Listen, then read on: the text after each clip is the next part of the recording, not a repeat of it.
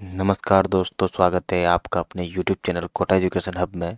मेरा नाम है कविराज और आज हम चर्चा करने जा रहे हैं 8 जनवरी 2025 को जो आज यूजीसी नेट का जो पेपर हुआ था, इसके बारे में डिटेल से हम बात करेंगे। तो सबसे पहली खुशी की बात तो ये है कि चलो ठीक है, एक ही शिफ्ट में एग्ज़ाम था, तो परसेंटाइल में आपका रिजल्ट इस बार नहीं आएगा। सबसे खुशी की बात तो ये है।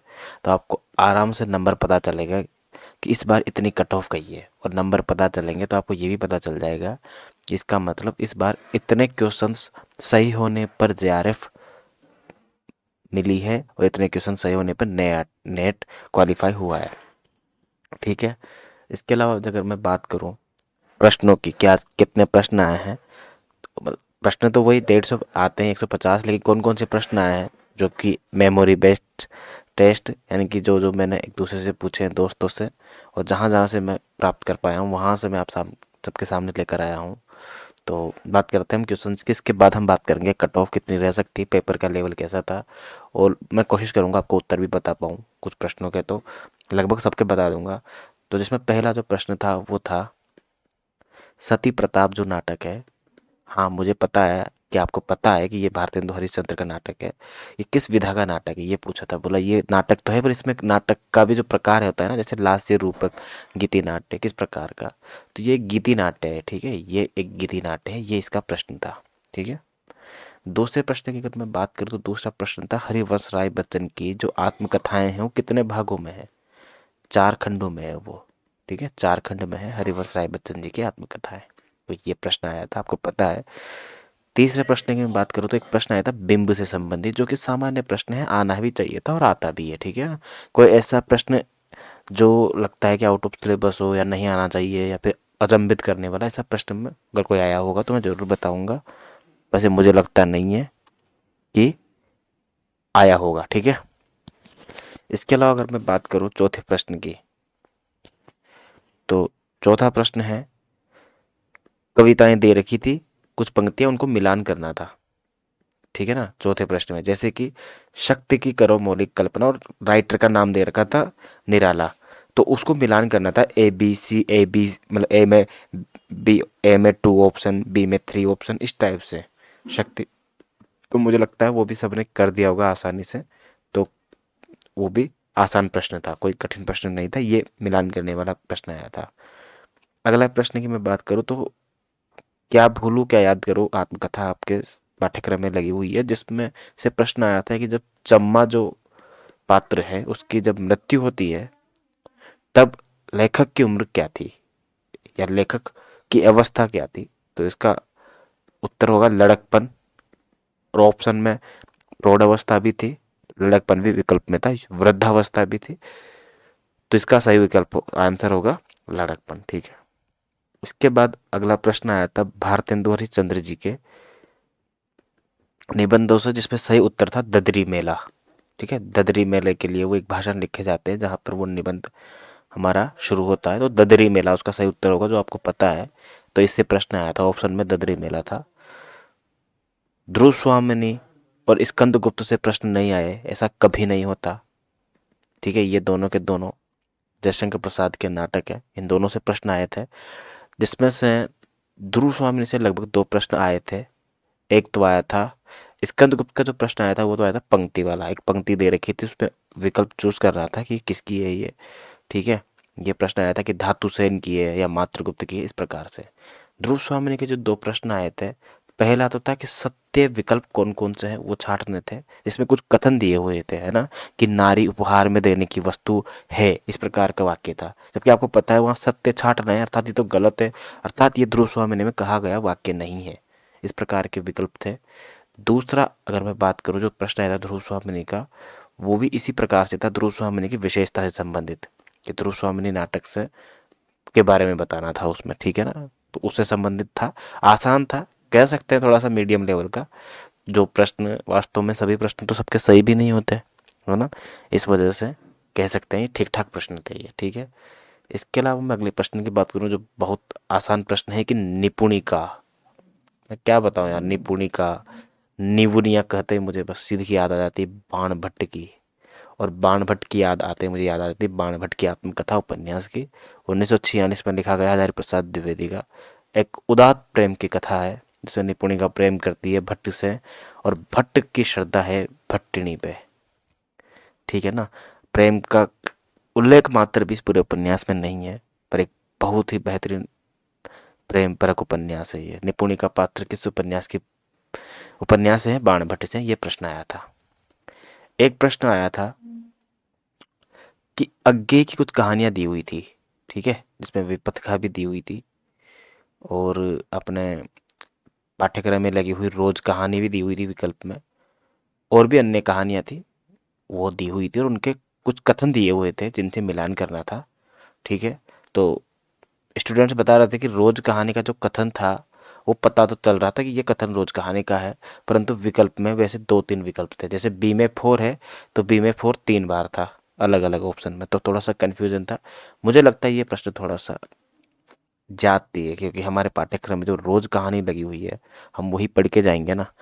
हम्म, अब हम विपत्ति हमने पढ़ी नहीं पढ़ी हमको क्या पता, हम पढ़े हमारे शौक है तो हम पढ़ेंगे, नहीं शौक होगा तो हम क्यों पढ़ेंगे। हमारा नेट क्लियर हो जाए, एक बार जेआरएफ क्लियर हो जाए उसके बाद पढ़ेंगे ना हम आगे को। हम्म, अभी से क्यों। तो ये थोड़ा सा मुझे लगता है कि ऐसा नहीं करना चाहिए, थोड़ा सा ज्यादती हो जाती है बच्चों के साथ। पंक्तियाँ दी हुई है विपत्तिका की और अनेक कहानियों की। इसके अलावा मैं बात करूं अगर, तो अगला प्रश्न था भीष्म साहनी से। भीष्म साहनी से लगभग 2 प्रश्न आए थे आज, और दोनों के दोनों उनकी कहानी संग्रह से थे। ठीक है, कहानी संग्रह से थे। एक में तो कहानी संग्रह दे रखा था इस तरफ, और उसको मिलान करना था कि ये जो युग्म है ये सही है या गलत है। ठीक है ना, या फिर कौन कौन से सही हैं ये छांटना था।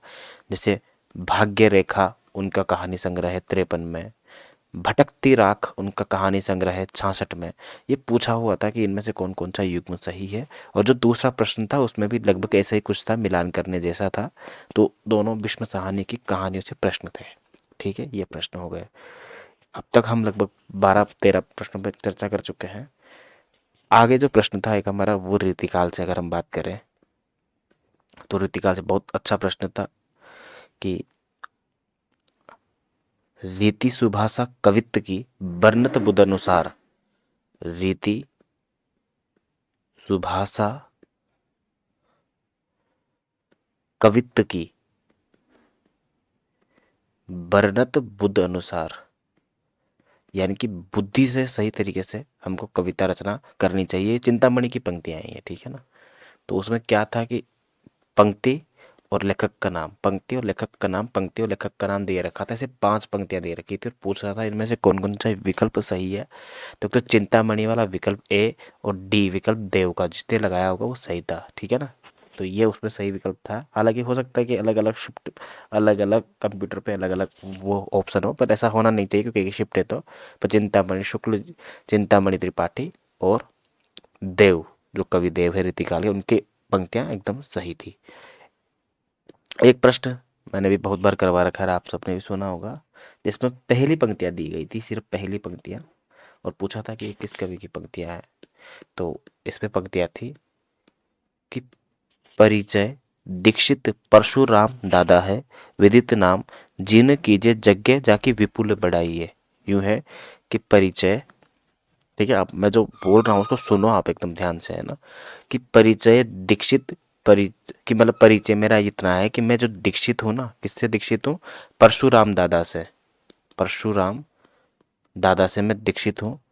और जीने कीने यज्ञ जाकी विपुल बढ़ाई है, जिसने क्या किया था, यज्ञ किया था। ठीक है ना, परशुराम जो वही जिसने, जिन्होंने पूरी पृथ्वी को क्षत्रियों से विहीन कर दिया था, जाकी जग में विपुल बढ़ाई है। अब ये बस ये इतनी सी लाइनें थी। और जिसने सेनापति ऑप्शन में देखा होगा उसको पता है कि ये घनाक्षरी छंद है, और ऐसा घनाक्षरी छंद आता है, क्या आता है कि सेनापति सोई सीतापति के प्रसाद जाके, सब कवि कान से सुनत कविताएं। सेनापति सोई सीतापति के प्रसाद जाके, सेनापति सोई सीतापति के प्रसाद जाके, सब कवि कान से सुनत कविताई है। ठीक है। मेरा टेलीग्राम चैनल है, एक लिंक डिस्क्रिप्शन में मिल जाएगा, वहां मैं ये सारे प्रश्न जो है वो लिख कर भी डाल दूंगा। टाइप करके, है ना। तो आप वहाँ पर भी देख सकते हैं KES हिंदी नाम से, ठीक है, KES_हिंदी। और मेरी खुद की टेलीग्राम आईडी भी मैं डाल दूंगा, ताकि आप अगर कोई मुझसे पर्सनल बात करना चाहे तो मैं आप मुझसे बात कर सकते हैं।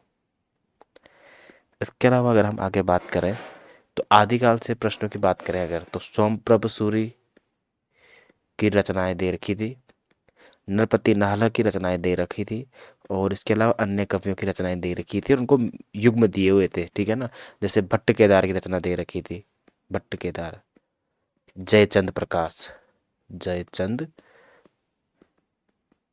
ठीक है, जयचंद प्रकाश, ये रचना किसकी है, भट्ट केदार की। तो ये युग्म दिया हुआ था, छांटना था कौन सा सही है इनमें से, जो कि आसान प्रश्न है, कोई बड़ी बात नहीं, आपने अच्छे से इसको कर दिया होगा। चंदन बाला रास का पूछा था कि चंदन बाला रास सबको पता है, आसगु कवि की रचना है ये, चंदन बाला रास और जीवदया रास, ठीक है ना। ये दोनों के दोनों आसगु कवि। समय पूछा था, इसका समय है 1200 ईस्वी, ठीक है। चंदन बाला रास का समय जो है 1200 ईस्वी है, ये पूछा था। इसके साथ ही एक प्रश्न पूछा था, आदिकाल से रेवंत गिरी रास और विभिन्न प्रकार के रास दे रखे थे और उनका समय दिया हुआ था कि किसका समय जो है वो सही है, ठीक है। इस प्रकार का एक प्रश्न पूछा था। रेवंत गिरी रास किसकी है, मैं बहुत बार बता चुका हूँ आपको। रेवंत गिरी यानी कि एक बहुत बड़ा गिरी है, एक पहाड़ है जिस पे चढ़ना है, और उस पे पहाड़ को चढ़ने वाला विजय को प्राप्त करेगा, अर्थात विजय सेन सूरी की रचना है ये, विजय सेन सूरी की रचना है रेवंत गिरी रास। एक बहुत पुराना प्रश्न है, बहुत प्रसिद्ध प्रश्न है, कई बार पूछा गया है, अपभ्रंश ही पुरानी हिंदी है, अपभ्रंश ही पुरानी हिंदी है, ये प्रश्न पूछा गया है। ऐसा शुक्ल जी का भी विचार है, पर ये पुराने शब्द, हिंदी शब्द जो आया हुआ है पहले भी, इसका जो सही आंसर है वो चंद्रधर शर्मा गुलेरी है, क्योंकि पहले शुक्ल जी से पहले गुलेरी जी ने इस पे विचार प्रकट किए थे, चंद्रधर शर्मा गुलेरी, चंद्र शर्मा गुलेरी, ठीक है। इसका सही उत्तर हो जाएगा चंद्रधर शर्मा गुलेरी। आगे अगर मैं बात करूं तो कुछ रचनाएं दी हुई थी किसकी, भारतेंदु हरिश्चंद्र जी की, ठीक है ना। और इसमें से एक ऑप्शन था सुकवि समकीर्तन। अब आपको पता है कि जो रचना है भारतेंदु की नहीं है, वो हमें पता चल जाती है, पहचान में आ जाती है ना। तो उसमें सही युग्म छांटना था और आसान प्रश्न था, आप इसको कर सकते थे बेहतरीन तरीके से, आसान था। इसके अलावा अगर मैं बात करूं एक और प्रश्न की, तो वो था कि भारतेंदु युग के, भारतेंदु मंडल के जो कवि थे उनको जन्म के अनुसार जमाना था, जिसमें बालकृष्ण भट्ट भी ऑप्शन में थे। और मैं बता चुका हूँ पहले भी कि बालकृष्ण भट्ट 1844 में पैदा हुए थे और 1850 में उनके बाद भारतेंदु हरिश्चंद्र जी पैदा हुए थे। फेमस दोनों ही बहुत ज़्यादा हैं, भारतेंदु तो कितने विख्यात है आपको पता है, ठीक है। अगले प्रश्न की अगर मैं बात करूं तो एक प्रश्न आया था अपने पाश्चात्य काव्यशास्त्र से, हालांकि और भी प्रश्न आए थे पाश्चात्य काव्यशास्त्र और भारतीय काव्यशास्त्र से, तो जिसमें नीत से, क्रोचे, इलियट और भी थे सार्त्र वगैरह, इनको जन्म के अनुसार जमाना था। तो 1866 में अपने जन्म होता है क्रोचे का, 1888 में जन्म होता है अपने एलियट का, और इन दोनों से पहले जन्म होता है 1844 के आसपास नीत्शे का जन्म, 1844 के आसपास नीत्शे का जन्म होता है। तो ये क्रम पूछा था, जो कि बहुत फेमस प्रश्न है, बहुत बार पहले भी पूछा जा चुका है। पाश्चात्य काव्यशास्त्र से लगभग यही रचनाएं मिलान करने के लिए दे देता है, या फिर जन्म वर्ष पूछ लेता है, तो कुछ नया प्रश्न हम नहीं कर सकते। पाश्चात्य काव्यशास्त्र से अगर मैं और बात करूं किसी प्रश्न की, ये देखो पहले जब पढ़ाया हुआ था आरपीएससी का, उसकी पीडीएफ आ गई। हाँ, पाश्चात्य काव्यशास्त्र से अगर मैं और बात करूं तो सिद्धांत दिए हुए थे कि वर्ड्सवर्थ ने कौन सा सिद्धांत दिया था, वर्ड्सवर्थ का स्वच्छंदता वाद का, मतलब कुछ इनके संबंध किससे है, किन वाद से इनका संबंध है, वर्ड्सवर्थ का संबंध है स्वच्छंदतावाद से, ये दिया हुआ था। कार्ल मार्क्स का जो सिद्धांत है वो किस पे आधारित है, वो द्वंद्वात्मक भौतिकवाद, इस पे आधारित है, तो ये भी युग्म में था। तो ये सारे विकल्प सही थे। फ्रॉइड की बात करेंगे हम तो मनोविश्लेषणवाद आएगा, मनोविश्लेषणवाद।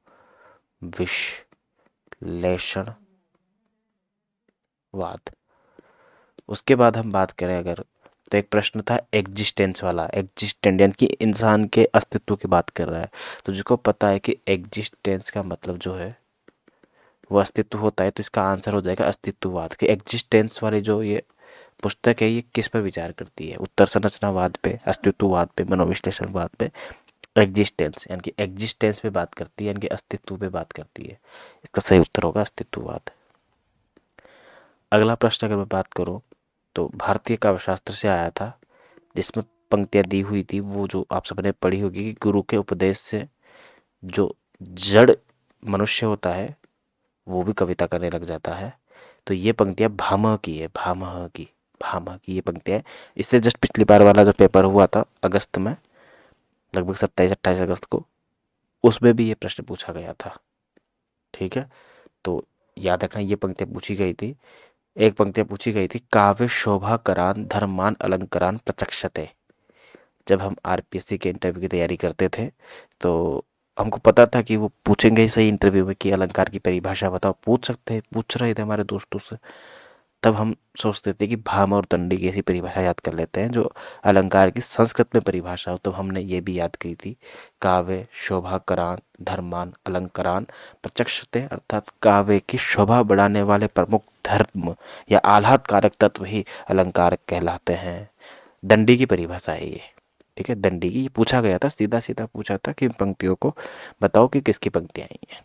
ठीक है, एक प्रश्न आया था कवित्व बीजम रूपम, इस टाइप से कुछ पंक्तियां थी, कवित्वम बीजम ये शब्द उसमें थे, वामन की पंक्तियां थी ये।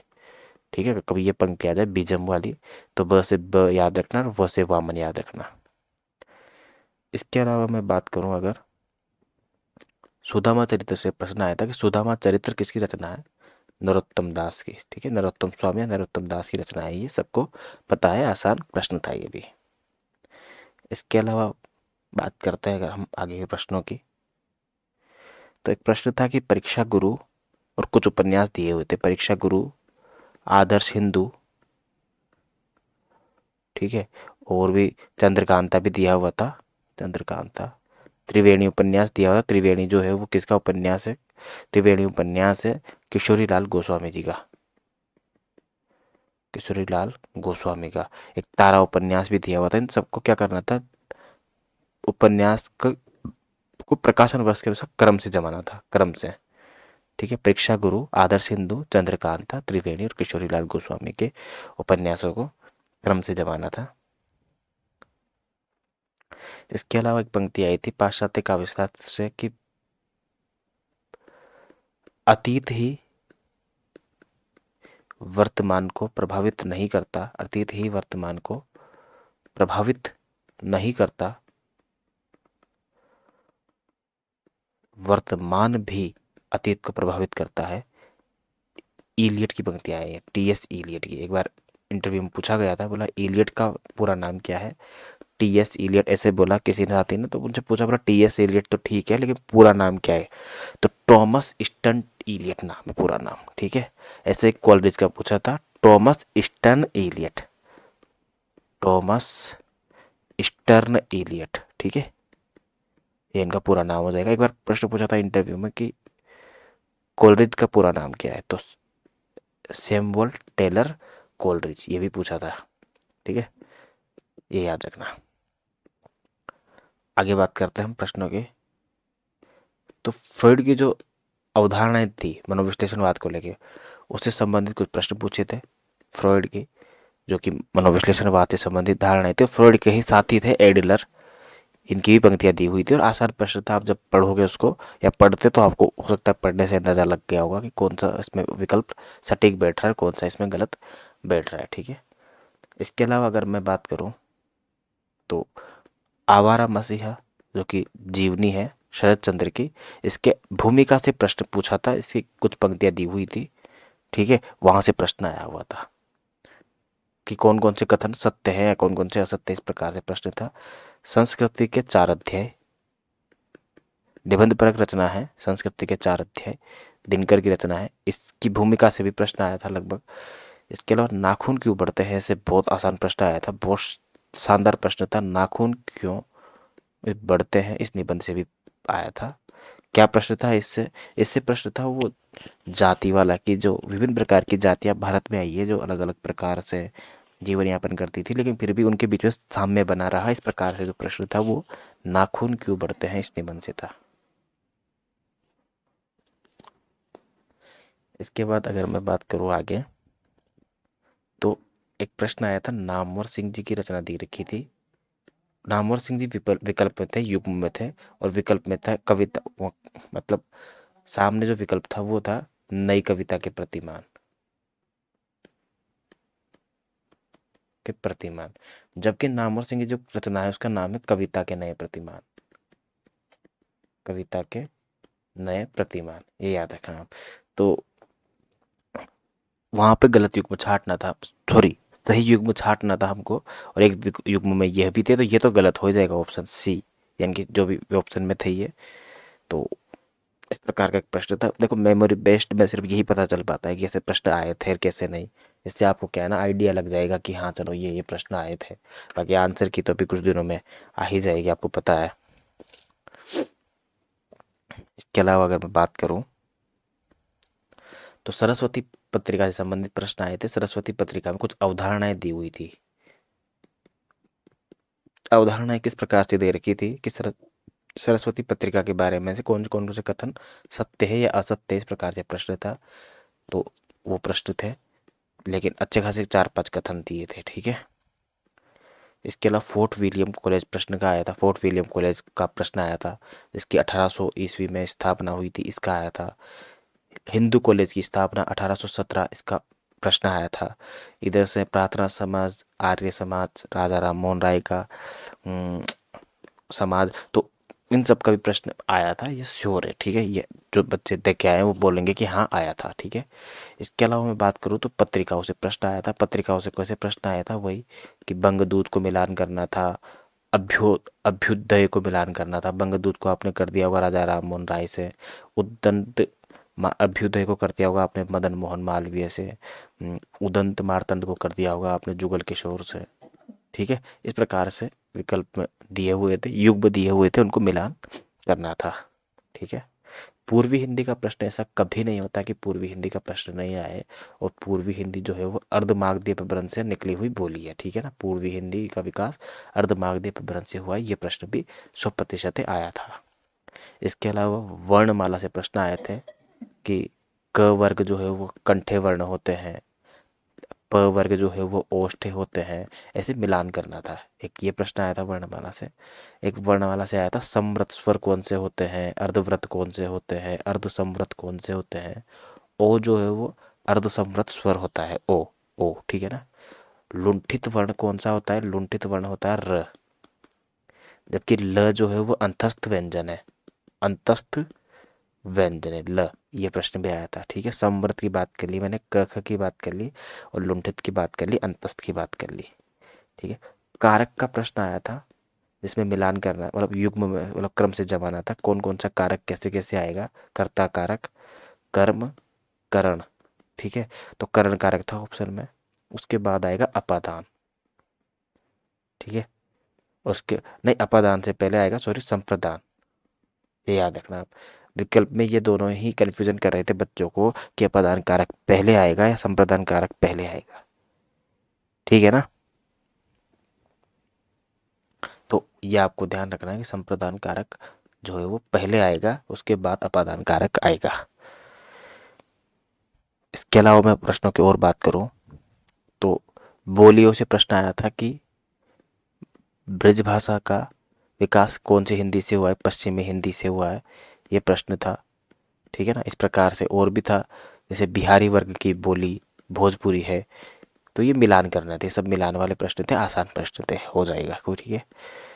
इसके अलावा मैं हमेशा आपको बोलता हूँ यार कि एक तो गोविंद वल्लभ पंत को पढ़ लो आप, ठीक है ना। दया, और ये 2-3 नाम है, जैसे कि क्या नाम है उनका, सत्यार्थी, क्या नाम है उनका यार, देवेंद्र सत्यार्थी, ठीक है ना। इनको पढ़ लो आप।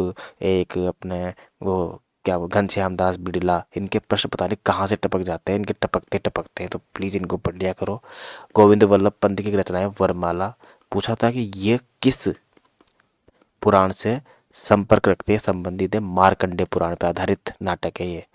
मार्कंडे पुराण पे आधारित नाटक है। ये वरमाला गोविंद वल्लभ पंत का है ये, ठीक है। एक प्रश्न पूछा था कि राग दरबारी जो उपन्यास है 1968 में छपा था ये, इसके अंदर जिस कॉलेज का नाम आया, जिक्र आया, वो कौन सा था? छंगामल कॉलेज, ठीक है। छंगामल कॉलेज का वर्णन अपने राग दरबारी में हुआ है, ठीक है।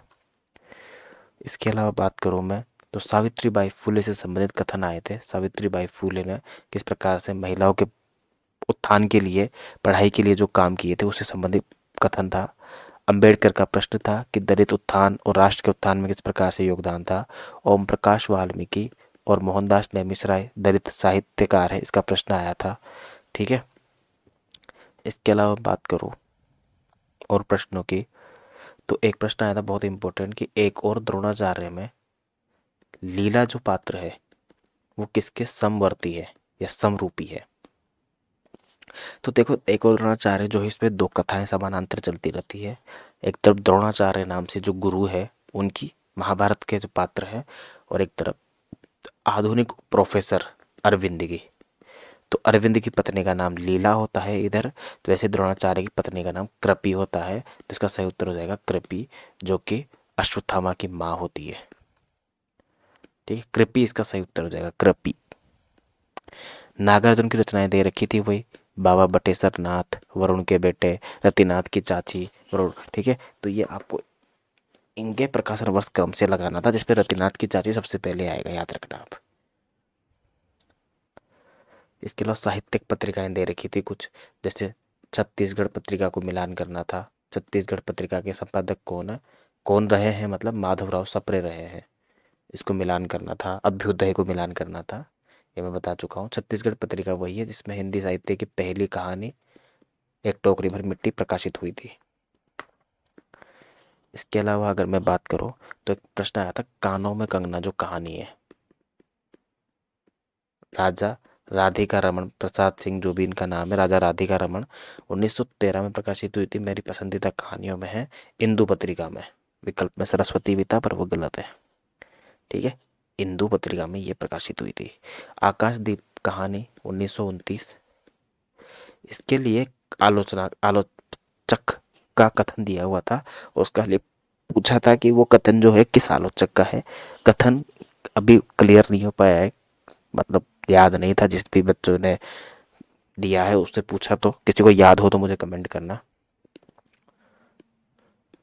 इसके अलावा अगर मैं बात करूं तो गुणीभूत व्यंग्य, ठीक है ना, ये काव्यशास्त्र का प्रश्न है। इसका प्रश्न था कि तुलनापरक व्यंग्य काव्य होगा ये या किस प्रकार से। गुणीभूत व्यंग्य काव्यशास्त्र से संबंधित प्रश्न है, इससे प्रश्न आया था। पंक्तियां दी गई थी कामायनी की, जिसका सही उत्तर होगा ईड़ा सर्ग, ठीक है। कामायनी की जो पंक्तियां आई थी ना, वो जो कि जिसमें मनु ने यह अपना विषम आज, मनु ने यह अपना विषम आज, हंस पड़ी उषा प्राची नभ में, देखे नर अपना राजकाज, राजकाज। ये पंक्तियां ईड़ा सर्ग से है, ये ईड़ा सर्ग से, ठीक है। गोदान की पंक्ति आई थी, ठीक है ना, कि ये पंच परमेश्वर नहीं है, ये तो राक्षस है, राक्षस, ठीक है। ये पंक्तियां पूछी गई थी। इसके अलावा शेखर एक जीवनी का प्रकाशन वर्ष पूछा था कि शेखर एक जीवनी का उत्थान वाले पाठ का प्रकाशन 1941 से, संघर्ष का 1944 से, ठीक है। बाणभट्ट के कुछ पात्र दिए हुए थे और भी, उनको मिलान करना था निपुणिका के अलावा भी, बाणभट्ट की आत्मकथा के। इसके अलावा मैं बात करूँ तो मेला आंचल में भी सेम था, मेला आंचल में भी कुछ पात्र दिए हुए थे और मिलान करना था। अन्य प्रश्नों की मैं बात करूँ तो राही कुछ कहानियां दी हुई थी और उनकी एक एक पंक्ति दी हुई थी और बताना था कि इनमें से कौन कौन से युग्म सही है और कौन कौन से गलत है, तो उनमें से छांटना था। तो राही कहानी भी उसमें विकल्प में थी, तो वो भी सही थी, और भी बहुत सारे विकल्प थे। तो ये आसान प्रश्न था ये भी कुल मिला के। उसके अलावा मैं बात करूँ अगर, तो एक जामुन का पेड़, बहुत आसान प्रश्न आया था, इससे भी कुछ कथन दिए हुए थे और सामने दिया हुआ था किसने किसने कहा है ये। ये छांटना था, बहुत आसान प्रश्न था। भोला राम का जीव से भी प्रश्न आया था कि ये किस प्रकार की विधा की रचना है, ये व्यंग विधा की रचना है, ये भी पूछा था। साथ में पूछा था प्रसाद की रचना है, जयशंकर प्रसाद की रचनाएं दी हुई थी और उनके सामने विधाएं दे रखी थी, ठीक है ना, कि ये किस विधा की रचना है, कौन सी संस्मरण है, तो ऐसे दिया हुआ था। और आपको पता है कि आपको सामने अगर आ जाए स्कंदगुप्त और सामने आ जाए संस्मरण, तो आप गलत ही लगाओगे इसको, तो ये तो गलत है क्योंकि ऐसा नहीं है। तो आसान प्रश्न था। एक आपका फेवरेट प्रश्न आया था कि चूरन अमल वेद का भारी, चूरन अमल वेद का, वेद का भारी, ठीक है, जिसको खाते कृष्ण मुरारी। और इसमें आगे चल के पंक्ति आती है, चूरन साहेब जो लोग जो खाता, सारा हिंद हजम कर जाता। तो ये जो पंक्ति आती पूछी थी कौन से अंक से है, ये दूसरे अंक की पंक्तियां हैं ये, ठीक है ना, दूसरे अंक की पंक्तियां हैं, याद रखना, बहुत आसान प्रश्न है, पहले पूछा जा चुका है ये। एक अपने निबंध दिया हुआ है, कविता क्या है, निबंध आचार्य रामचंद्र शुक्ल का, उसमें कवि के पास कौन कौन सी प्रतिभा होनी चाहिए उसके बारे में चर्चा की गई है। तो विधायक, इसका सही उत्तर होगा विधायक कल्पना के पक्षधर शुक्ल जी हैं। विधायक कल्पना की बात जो है वो आचार्य शुक्ल करते हैं। इसके बाद बस कुछ एक प्रश्न और बचे हैं, लगभग हम 70-80 प्रश्नों की बात कर चुके हैं। 10 प्रश्न जो आपको पता है वो गद्यांश के आए थे, बहुत आसान गद्यांश था ये सब, मुझे सुनने में आया है। वो बोलियों से था, द्रविड़ भाषा परिवार और आर्य भाषा परिवार भाषाओं से संबंधित था, आसान था मतलब, ठीक है। एक प्रश्न था कविता क्या है, इससे से था कि सभ्यता की वृद्धि के साथ साथ जो जो मनुष्य के व्यापार बहुरूपी और जटिल होते गए हैं, त्यों त्यों उनके मूल रूप बहुत कुछ आच्छन हो गए हैं। सभ्यता से संबंधित प्रश्न था, कविता क्या है उसका सही उत्तर होना चाहिए। अगर कुछ और प्रश्न था सभ्यता से संबंधित और किसी और निबंध का था तो वो अलग बात है। बाकी अगर ये पंक्तियां थी या सभ्यता के आसपास की बात थी तो कविता क्या है निबंध, उसका उत्तर होगा मूर्धैया, ठीक है। मूर्धैया के प्रश्न थे बेकायदा। मूर्धया से प्रश्न इस प्रकार से थे कि कुछ पंक्तियां दी हुई थी मतलब, ठीक है ना, उनमें से सही पंक्तियां छांटनी हुई थी। और अंतिम प्रश्न, बाकी तो इसके अलावा और भी कोई प्रश्न रह गया हो तो मुझे बताना आप, मुझे लगता है अपन ने मोटा मोटे काफ़ी सारे प्रश्न कर लिए हैं। एक भूजी गीत आया था, भूजी गीत, ठीक है, जिसका सही उत्तर भूजी था, ठीक है। ऑप्शन में सोहर भी था और कजरी भी था, सोहर और कजरी भी विकल्प में था, लेकिन आपको भूजी गीत ही इसका चयन करना था। यह एक बहुत ही शानदार हमने डिस्कशन किया कि कौन कौन से प्रश्न आए हैं। अब हम बात कर लेते हैं कट ऑफ की। इसके अलावा कोई प्रश्न अगर आपको लगता है जो आया है और मैंने उसका चर्चा नहीं किया, किसी का गलत उत्तर बताया, कोई भी कंफ्यूजन हो तो आप मुझे कमेंट करना। देखो ऑल ओवर एक ही शिफ्ट में पेपर हुआ है। कट ऑफ सच बताऊं तो इसकी मुझे नहीं लगता कि कम रहने वाली, क्योंकि पेपर जो था वो हर साल की तुलना में काफ़ी आसान था और टेढ़ा तो था ही सही, जैसा कि आपको पता है कि वो विपत्तिका वाला क्वेश्चन जो था गे की कहानी वाला, तो 100 क्वेश्चन मुझे लगता है कि वापस फिर से जनरल वालों को जेआरएफ के लिए करने ही पड़ेंगे क्वालिफाई, ताकि 100 क्वेश्चन सही कर सकें। तो यहाँ पे आप सेफ जोन में हो। पिछली बार की तुलना करो अगर मैं ओबीसी की, चूंकि कम नहीं जाती है कट ऑफ, ये जनरल और ये ओबीसी, तो ओबीसी के लिए भी मैं मान के चलता हूँ 95 क्वेश्चन फिर से, लेकिन आप 90+ भी एक बार सिक्योर रूप में देख सकते हो, ठीक है। बाकी SC ST में आप फिर से मान सकते हो 84-85 के आसपास क्वेश्चन, ठीक है। तो ये लगभग कट ऑफ जाने की आशंका है। बाकी फिर भी एक बार आंसर की को आ जाने देते हैं, और नेगेटिव मार्किंग तो है ही नहीं, तो आप एकदम चिल रहो, ठीक है ना। और दोबारा तैयारी करो, यूजीसी नेट की तैयारी करो तो बहुत अच्छा, और नहीं करो तो भी असिस्टेंट प्रोफेसर की काफ़ी सारी वैकेंसीज आई हुई है।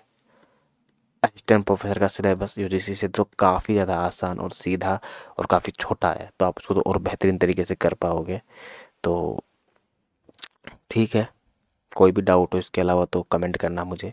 आज के लिए बस इतना ही, मिलते हैं नेक्स्ट वीडियो में, बाय बाय।